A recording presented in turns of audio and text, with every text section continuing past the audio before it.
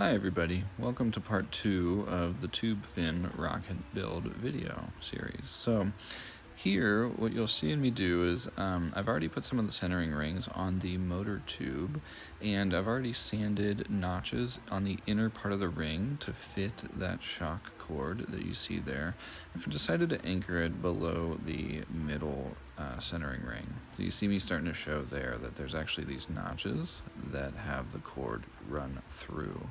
That is later going to be filled with epoxy, and each ring is going to get its own fillet on either side. These surfaces have already been pre-cleaned with not just sanding, but also acetone wash, and then also isopropyl alcohol. That is just to make sure that everything is good and clean and ready to go. That way our epoxy actually sticks when push comes to shove.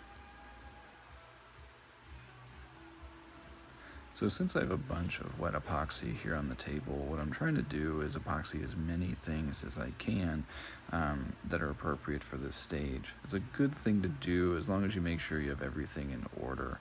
It's easy to get ahead of yourself or get some kind of quick idea, but you always want to look back at your build plans, because if you start epoxying things that you actually missed a step in between for, it's just incredibly difficult to remedy that mistake if you don't catch it right away, and better just to not make the mistake in the first place if you can. But here what I'm doing is I'm adding a bit of epoxy to these little wooden notches that go on top of the AV base sled. And those notches have holes in them that allow this to slide onto the threaded rods that anchor the AV bay compartment together and keep the sled suspended in there. Once those are on and fitted, what I'll do is I'll put them to the side so it can dry and cure in time and be ready and very secure for when I just put the sled together.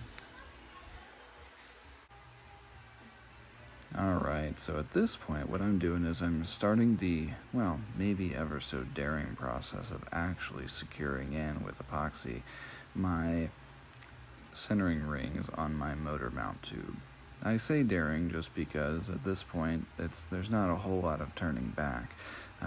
You've already measured out the exact places that I want these centering rings to be. I've already decided in particular how I want them glued with the shock cord involved, and now it's my job to, with proper gloves on of course, I already mixed epoxy and start to actually dab it on where it needs to go. And I don't have a ton of surface area to work with, especially on these centering rings. So what I'm doing is I'm putting dabs of it along the way, still trying to make sure that my pencil marks are matched where they need to be, so it's easy to move this thing around while I'm placing the epoxy. So you'll see me occasionally make corrections as we go along here.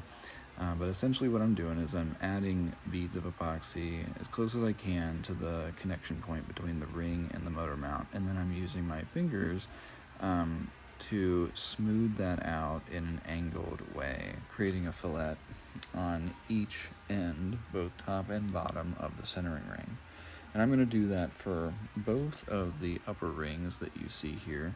I won't be doing it for the bottommost ring. The bottommost ring I have other plans for at the moment. There might be some things I need to be able to reach in to do inside the rocket after I place this in there, inside the body, and so I might be putting that ring on later. That's the majority of my thought process at this point.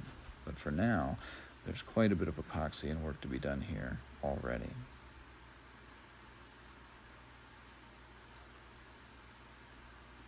Now you see me starting to work with that bottom cord a little bit, and I'm going to start just caking epoxy as much as I can on and around that shock cord. You really want that to stay secure, if anything. Obviously you want it all to stay secure, but the shock cord is going to be the thing that's taking the brunt of the force when it comes to releasing the parachute and taking that initial weight.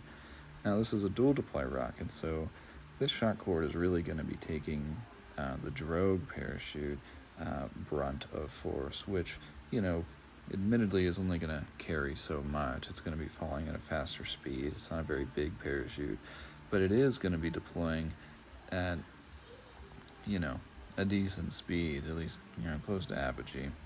And you know, hopefully not too quick, but nonetheless, you want it to be robust and sturdy in here.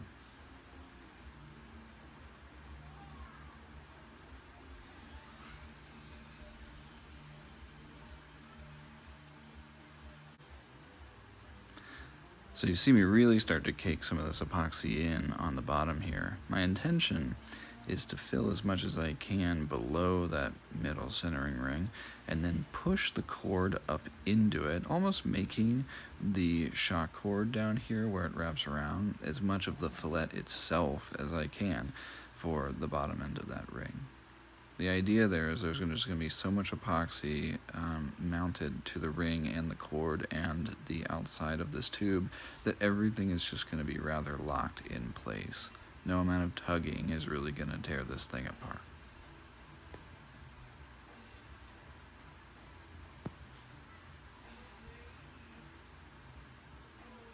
Now my fiddling with this goes on for quite a while. That has a little bit to do with my neuroticism, but also just has to do with the fact that this is a slow process. So I won't bore you with the entirety of that. I'll fast forward a little bit here, but you get the basic idea. You want to put the epoxy down where the edges meet. You want to make sure that your marks where you want the ring to be are easy enough to see. That way, as you put them on there, you're reasonably sure that they're snug and fit and the ring isn't moving a ton as you're doing this.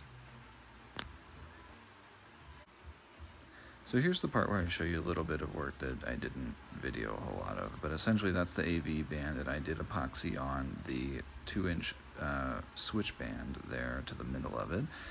And here I also tightened in and epoxied in our forged eye bolts onto the AV bay bulkheads. Those are the ones with the 2 extra holes on the left and right for our 1024 rods. And then there's one that I did that you can see inside the nose cone. I had also epoxied in the bulkhead there and epoxied that coupler into the nose cone itself. Of course, you make sure that there's fillets involved with the bulkheads that are secured in any kind of coupler.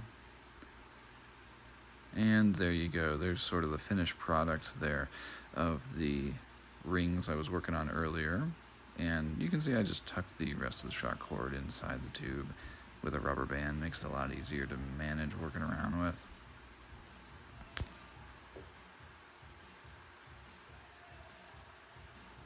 And lastly, I'm going to show you the finished epoxied AV bay. But overall, just want to thank you everybody for watching this second part, just getting some things initially glued in. More to come.